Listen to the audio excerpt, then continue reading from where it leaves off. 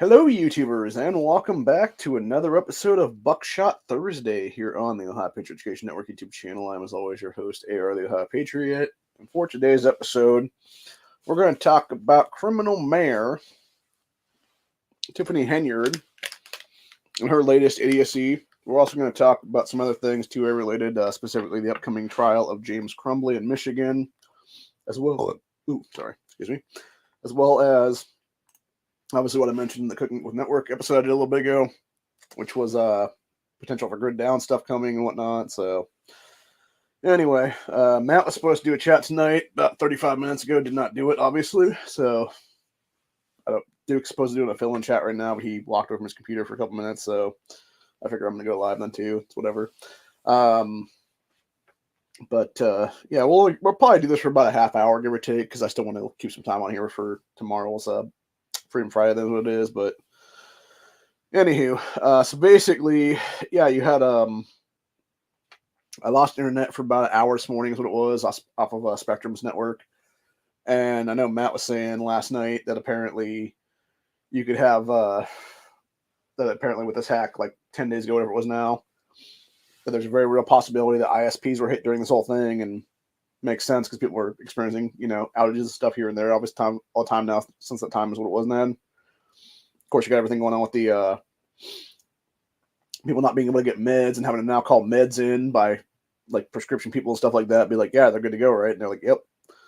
So yeah, it's a scary time we're living right now, dude. And the fact we don't know who's even hitting us is what it is. Like that's the scary part. The fact that mainstream media is not even talking about this. Hell, the fact that alternate media sites like Daily Wire and fucking Daily Call and all that stuff like that aren't even talking about the stuff. Breitbart's not even talking about it for that matter, dude. And it's like the fact that they know what's obviously happening, the fact that they as alternate media sources aren't even talking about the stuff. Hell, I'm not sure if Alex Jones talked about it this week or not. But the fact that like it seems like nobody's talking about it is what's really scaring me, honestly, dude. And it's like I don't know if this is trying to be swept under the rug or what the hell's going on with this shit, dude, is what it is though.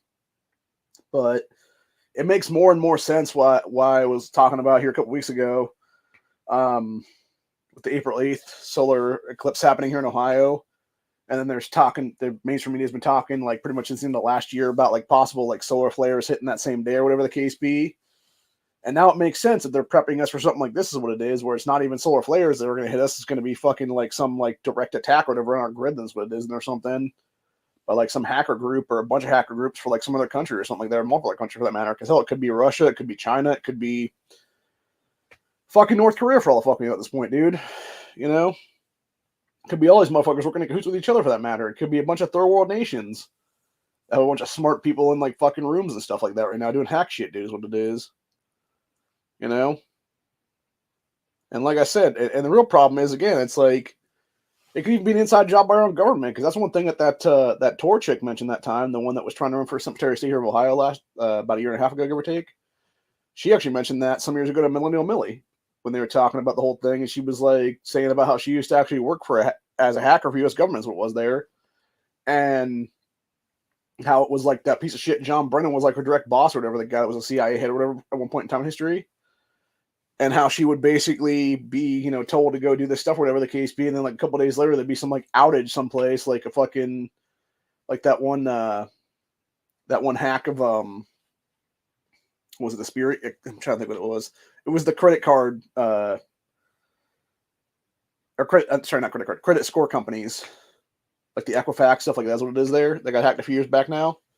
And she was basically saying that she and a few other people were the ones that did that stuff unknowingly, is what it was for our government. So, like, would it really surprise me if this is actually a U.S. government attack doing it on our own grid and stuff like that? It's hard to say. I don't think it is, honestly, dude. I think what it is, honestly, if it is anybody doing it within our grid and stuff like that, it's not really our grid per se yet. It would be more just the infrastructure, everything else than is what it is, like medical and stuff like that is what it would be now. But the whole thing is, it's like, I don't think it would be actual American citizens doing this stuff. I think it's all the fucking foreign nationals that have been invited over the decades now.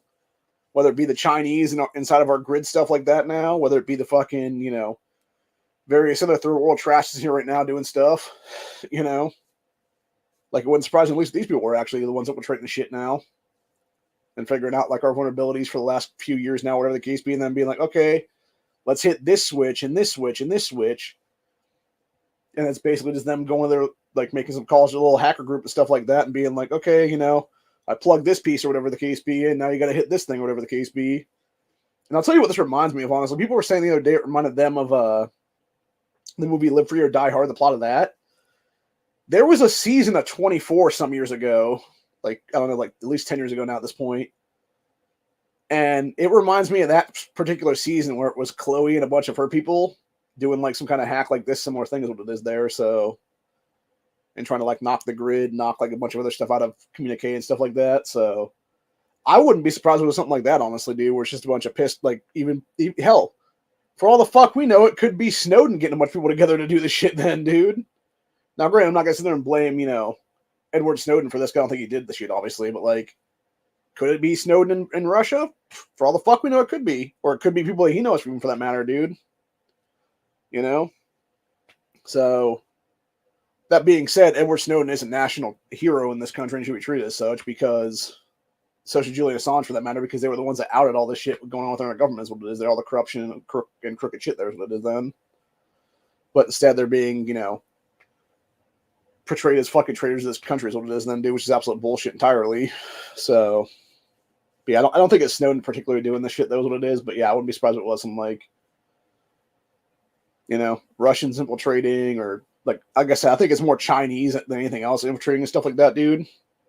Because there's been known people in the Chinese military and stuff like that that have been a known entity over here in this country for years now, inside of, like, various, like, power structures and, like, science labs and shit like that is what it is then. So would I really put it past these people to be, you know, the people inside with like a laptop or something like that, like click, click, clacking and fucking, you know, making a connection to their buddies or whatever the case being like, okay, you now have remote access, click. And then it's basically just them like taking over the networks and stuff like that or whatever the case be then. I wouldn't be surprised by it at all, honestly, if that be the case.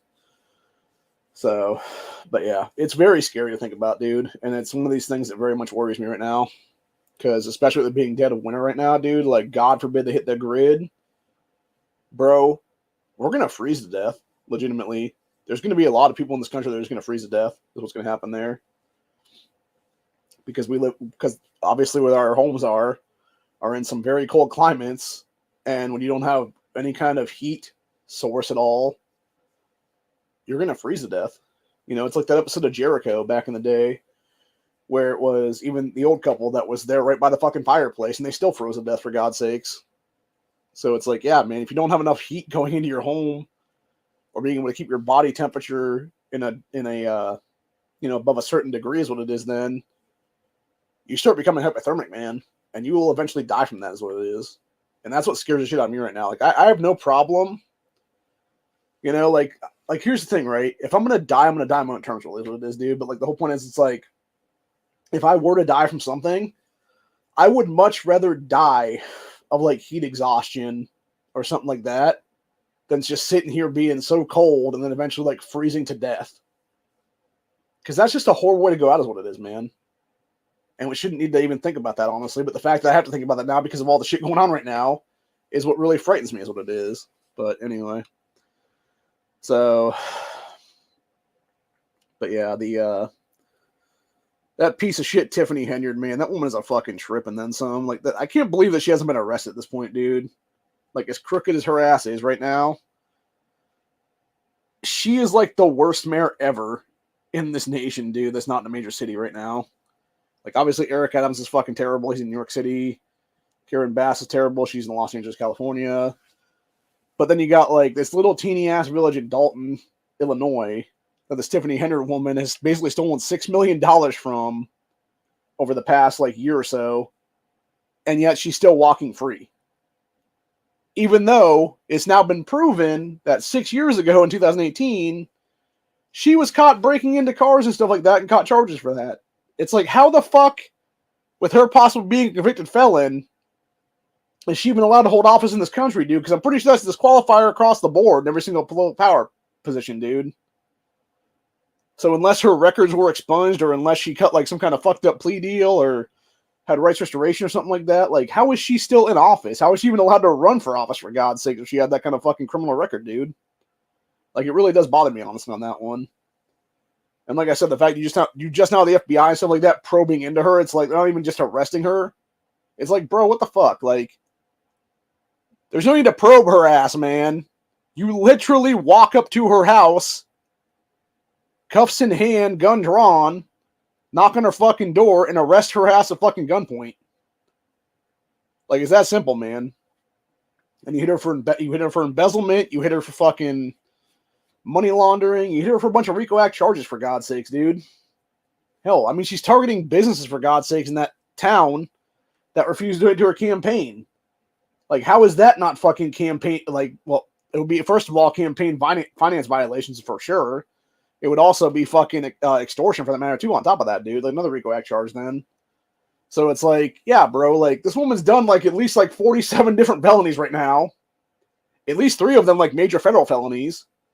All under the RICO Act. And yet she's still walking free. And it's like, yet meanwhile, people like me, a few years back, you know, God forbid we say something in the fucking video as an offhand remark and shit. And now we got the feds knocking on our fucking door. And it's like, bro, like, 2 totally different things on that one. You know? Like, you got this corrupt ass fucking mayor that calls herself a super mayor, who is a criminal piece of shit, literally embezzling upwards of $6 million fucking dollars at this point. And then you got some dude like me just saying fucking words. Like, how the fuck am I the one getting a knock on my door, getting the feds up my ass, while this bitch is fucking walking free for over a year committing criminal fucking shit, dude? Oh yeah, that's right. Because she's a fucking Democrat. And oh god, she's a fucking minority Democrat. So there you go. That's why. 100%, bro. It's fucking bullshit all the way around. I'm sick and tired of it. But anyway, another thing I want to talk about today, this is one of the stories I pulled up here to discuss today, which is you got James Crumbly, the father of the asshole who did that Oxford High shooting, which, by the way, for those who don't know, I guess Oxford High the other day was also put on lockdown again because somebody else called in like a threat or something to that school is what it was. It's fucking disgusting. But yeah, it says James Crumbly was about to go on trial over Michigan mass shooting. His son's journal could seal his fate. This is a journey from what son here has said, quote, "I will have to find my dad, find where my dad hid my gun before I can shoot up the school," the entry in question reads. It's like, Jesus Christ, man. Like, fucking hell, bro. And what's even more fucked up about the whole thing, by the way, is that because of shit like this, is why those pieces of shit like Whitmer and the Democrat Party there in Michigan have now passed universal background checks, red flag laws, etc., that would do nothing to stop this kid. And now all they're going to do is target people like Duke Liberty and stuff like that. That's what it is there, dude. And 2 Live Moon and all these guys like that live there with their gun rights and shit. To force them to now have a Hitlerian gun roster and shit on the books is there is what it is. So it's a bunch of crap entirely, dude. It's completely unconstitutional, by the way, too, for those rosters to exist right now in this country. Like, all it is literally them trying to keep a record of everything everybody has, so they can literally have some jackbooted thug kick your fucking door in the future. Probably not even American citizens, my guess, honestly, dude. It's probably one of these illegals that come over right now that's going to make the military soldiers and stuff like that at some point in the future. And it's going to be these fucking literal illegal aliens in military garb, fake fucking soldiers, fake fucking police, etc. They're going to be the ones kicking your fucking door and trying to take your shit as an American citizen, dude. And yeah, you're going to have fucking Wacos nationwide at that point, man, 100%, if that kind of thing happens is what it is. So, but anyway. Continuing on with the rest of this article, though, it said, James Crumbly, the father of Michigan high school shooter, is going on trial next week when a valuable piece of evidence may make or break his case. Said his wife, Jennifer Crumbly, became the first parent to ever be convicted of a mass shooting committed by their child. Said she was convicted on 4 counts of involuntary manslaughter. Her husband faces the same charges and has pled not guilty. Their 17-year-old son, who last year was sentenced to life without parole, because Michigan doesn't have death penalty, by the way, which they should. They got rid of that back in the 80s, I think is what it was, or something like that. Said had written a series of disturbing journal entries, including one that read, quote, "I will have to find where my dad hid my gun before I can go shoot up the school." A judge is expected to decide this week on whether the entry is admissible in the case against James.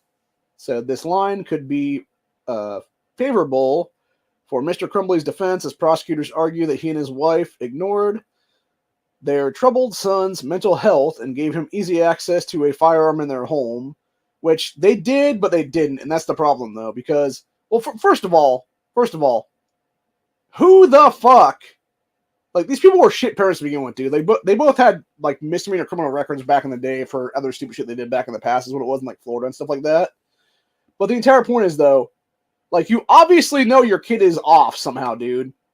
But yet you're going to go buy him a fucking handgun for Christmas when, legally speaking, the motherfucker can't even possess it for another 3 years in the state of Michigan then. Or any state for that matter, because usually it's like 18 is what you have to be to actually have like a legal handgun in your hand is what it is there. So, but yeah, it's like, why the fuck would you ever bought that kid the fucking gun to begin with? It's just fucking stupid, dude. And yeah, they both, nothing else they should be tried with that alone, dude, is providing fucking, you know, the material for the kid to use the shit. Like, I don't care if he stole it or not, dude. But the fact that, like, you have his mom literally sending him fucking text messages of like, oh my god, you didn't do this, did you?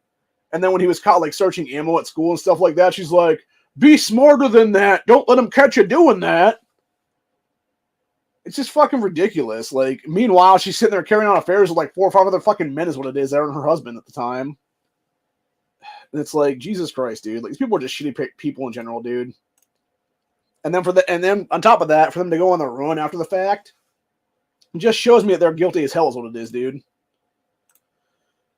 So, anyway, let's see where we're at now. So, however, that piece of evidence was not permitted in Jennifer Crumbly's trial, the Detroit Free Press reported, yet jurors were allowed to hear other entries and texts regarding Ethan's requesting help from his parents for his mental health issues, which were allegedly ignored, which doesn't surprise me in the least, dude. These people are shitty fucking people entirely, dude. Like, with parents like this, who needs enemies is what it is, really, honestly. So, anyway, so it's unclear whether the entry will be allowed to be used in James Crumbly's trial or not. So throughout his wife's trial, his defense lawyer painted James Crumbly as being in charge of guns, which she said, while she didn't know much about them herself, meaning Jennifer. So the trial revealed that Mr. Crumbly took his son, then 15, to purchase a gun that became a murder weapon 4 days later. So the storage of the gun will likely be, by the way, this is another reason why Michigan did safe storage laws too for this whole thing is what it is there, even though technically, if the kid's going around searching for the fucking thing, it doesn't matter where it's stored, dude. It's just going to be fucking taken anyways, what it is then. You know, I mean, hell, there's been stuff like that before, dude. Where you had people actually storing the guns in like a gun case or a gun lock, whatever it is, and the kid just fucking broke the shit with like a crowbar or something like that to get into it, is what it is there, man. Or hell, the one guy that supposed to did Sandy Hook, you know, killing his own mother to fucking get the combination of the fucking safe is what it was then. So, if a criminal wants to do bad shit, dude, they're going to do it anyways, what it is, though, no matter what, dude. So, anyway. But yeah. So, it's a bunch of BS. Safe storage laws are BS in general because, again, they can't be legally enforced because it would actually force people to have their Fourth Amendment rights violated by cops for them to come into your house and see if your shit's actually stored properly or not then. So, anyway. Yeah, so storage of guns will likely be a key point in Crumbly's case. If his wife's trial serves as a precedent. So the jury foreman said after Jennifer Crumbly's guilty verdict was read, quote, the thing that really hammered it home is that she was the last adult with the gun. So not having a journal entry underscoring that Ethan didn't know where the gun was stored, or Ethan himself, who refused to testify in either of his parents' trials, could prove difficult for Crumbly's defense team. So the videotape police interview right after the November 2021 shooting could also highlight some care that he took to store the gun. In the video, James Crumbly said that the weapon was hidden in a gun case in an arm wire and that the bullets were, quote, in a completely different spot underneath some jeans. That seems like a pretty shitty way to store your ammo there, bud. Anyway, says that the journal entry is ruled admissible. They can serve as a counterbalance to other entries that were allowed in the court that could hurt Mr. Crumbly's defense, including one in which Ethan wrote, quote, I have zero help from my mental problems, and it's causing me to shoot up the fucking school. Said James Crumbly trial is begins March 5th. His wife's sentencing is scheduled for April 9th. So, yeah, fucking nuts, dude. I'll tell you what. These people are real shitheads in general, dude. Like, fuck both of them entirely, dude. So, the irony there is, though, too, with Michigan doing what the penalty is, you also have felony murder, which what these parents should be charged under is what it is then. But that's been off their books for decades now as well. So, yeah, it's a bunch of shit entirely, dude. But anywho,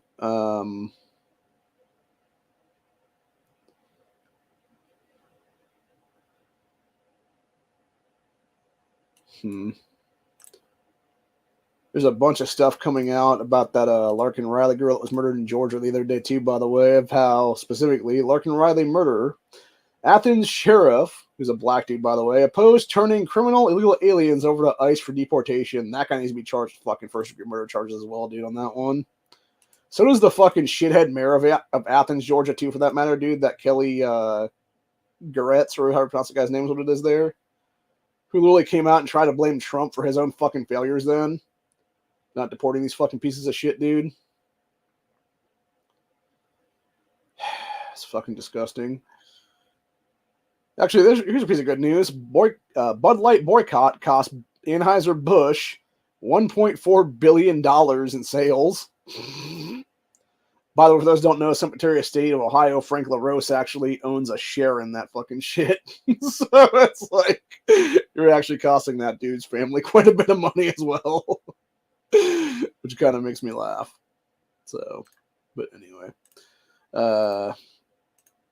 Let's see what we got here, though. Got a couple different things I'm going to talk about here. We got Trump speaks with devastated angel parents of incredible Larkin Riley. Then we got a couple other ones as well on that one. So that was one. And then, like I said, you got the piece of shit fucking minority sheriff there refusing to hand over the criminal aliens to ICE for deportations, which, in the first place, I'm sorry, if you're a fucking illegal alien in this country and you've done, like, horrible crimes and stuff, dude, you don't need to be deported out of this country. You need to be fucking executed on the spot is what it is, for real. Which is what he's happening to this fucker right here that killed this girl, man. This guy should have been domed right in the fucking head right then and there is what it is, dude. Anyway, it's the Clark County, Georgia Sheriff, John Q. Williams, Democrat, representing Athens, where 22-year-old Larkin Riley was murdered allegedly by an illegal alien. Not allegedly, she was murdered by an illegal alien. Said he opposed turning criminal illegal aliens over to ICE for deportation, claiming the practice promotes a, quote, culture of fear. Fuck you, James Q. Williams, you piece of shit. Your ass needs to be fucking put up in the same fucking prison cell as this fucking scumbag murderer, dude. And be charged as an accessory before, during, and after the fact. So, fucking piece of crap in general, dude. Representative Mike Collins said, "What do you think we could find from an open records request to Athens Clark County Sheriff John Williams, asking how many ICE government detainer requests he hasn't complied with?" Yeah, this fucker needs to go to jail forever is what it is, dude, for real. Like, John Q. Williams needs to be sharing a prison cell with that Jose piece of shit, dude. 100% across the board. And then finally we got this one here, which is Larkin Riley's murder showcases vulnerable Senate Democrats' opposition to Kate's law. It says vulnerable Democrat senators Bob Casey from Pennsylvania, Sherrod Brown from Ohio, and John Tester from Montana are facing criticism for their soft-on-crime voting records after the murder of Larkin Riley. Riley, 22, of Augusta, Georgia, was a nursing student killed by illegal alien released into the United States, and the latest American woman to fall victim to the federal government's inability to enforce immigration laws. So the tragedy has cast renewed attention to the fate of Kate Stanley, the 32-year-old murdered in 2015 by a 7-time felon, 5-time deported illegal alien, Jose Garcia Caraset, I think it's pronounced the guy's name. He was acquitted of murder, but convicted for federal gun charges in association with the murder.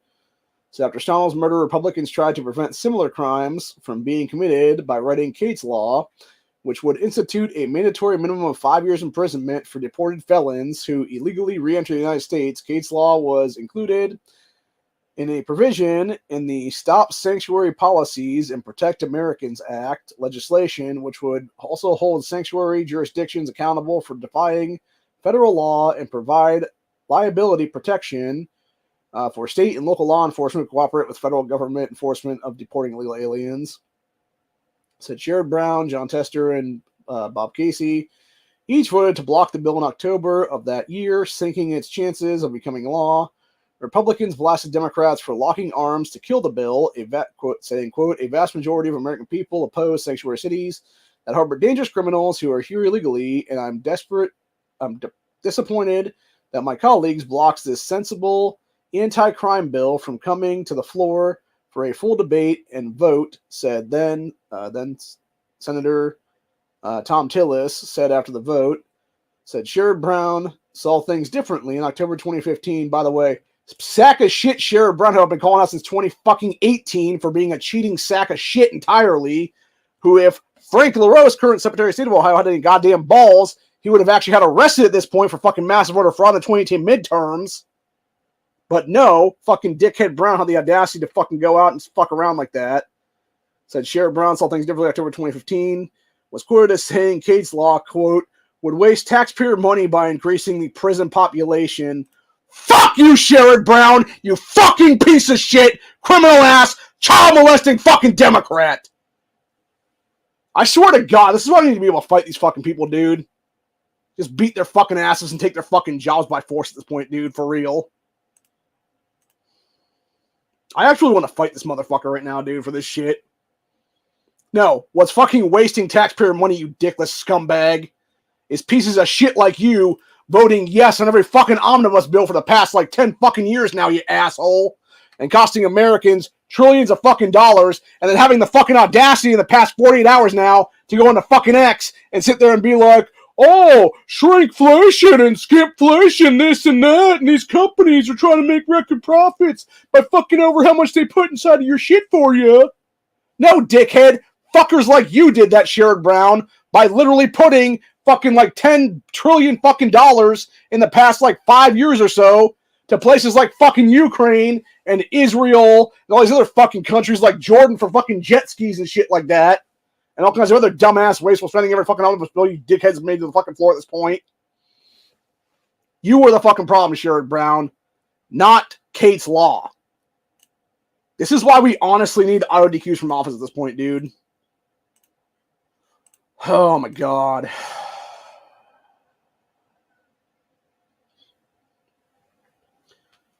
Anyways, it's days after the vote, Bill O'Reilly blasted Democrats for opposing mandatory 5-year prison terms for such individuals. Singling out Sherrod Brown for his comment, despite the overwhelming number of illegal aliens committing crimes, said nonetheless Democrat senators, like crazy leftists, Sherrod Brown of Ohio, opposed mandatory 5-year prison terms for such individuals, he told his viewers. Said Brown saying, quote, to his constituency, the mandatory minimum sentencing established under this bill, Kate's Law, would waste taxpayer money by increasing the federal prison populations. Said, yeah, that's right, Senator. Convicted, aggravated felons who defy deportation would wind up in prison under Kate's Law instead of running around sanctuary cities like San Francisco selling drugs and shooting young women in the head, O'Reilly said then of Kate Stanel. Said Brown is a disgrace. How Ohioans ever elected him is a mystery in the universe. That's the whole point, dude. We fucking haven't. The guy is literally committing massive voter fraud for at least one election cycle that we know of last go around, and probably more like that too, is my guess, honestly, since 2012. It's not people like me voting for this fucking asshole, dude. It's all these fucking dickhead, retarded Democrats in major cities in this state that you're not voting against in the first place, dude, because they're the same fucking assholes who are voting to kill kids the moment of birth and beyond in many cases. So, yeah, I fucking had it with these fucking people, man. 100% across the board right now. Anyway, said some Democrats elected officials in Congress have begun recognizing the long record of failure for the Democrat Party, acknowledging the party has failed to prioritize the issue even if it has consistently polled among the greatest concerns of American citizens. Representative Jared Milwaukee from Florida told Fox News that Riley's death is a failure of the sanctuary city policy and one of the consequences of the failures going on the border. Jared also stated that Republicans have been talking about it for the last couple of years and Democrats were a little late to the party. No, you were never at the fucking party at all, dickheads. You went to another fucking party to jerk each other off while you're fucking molesting kids, you fucking piece of shit. That's the entire point there.